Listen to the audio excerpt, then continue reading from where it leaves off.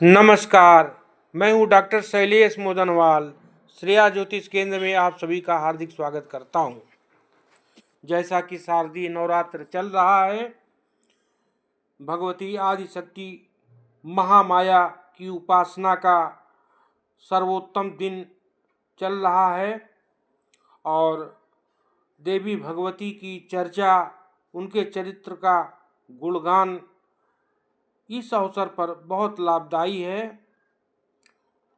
देवी माँ भिन्न भिन्न रूपों में अवतरित होकर के जगत की रक्षा की है और दैत्यों का संहार किया है, देवताओं की रक्षा की, मनुष्यों की रक्षा की। इसी क्रम में आज देवी माँ के शताक्षी स्वरूप की कथा का वर्णन मैं करता हूँ, जो शिव पुराण के उमा संहिता के 50वें अध्याय में वर्णित है।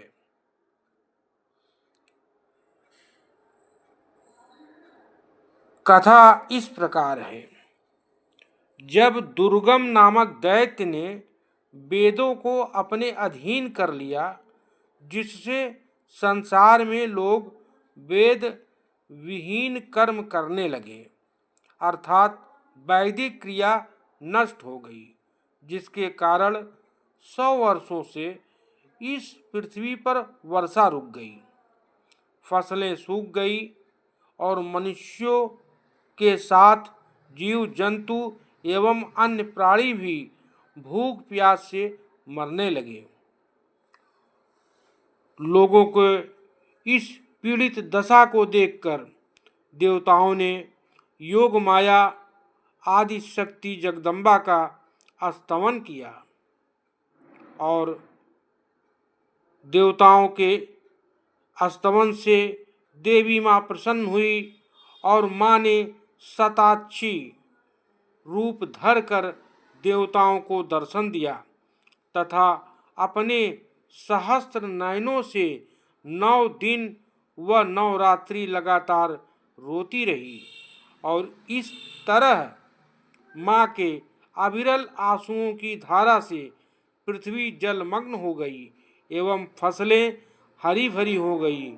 इस प्रकार उजड़ती हुई सृष्टि को माँ ने शताक्षी रूप में 9 दिन व 9 रात्रि लगातार रोकर अपने आंसुओं से इस समस्त पृथ्वी को उजड़ने से बचाया। धन्य है माँ और उनकी कृपा।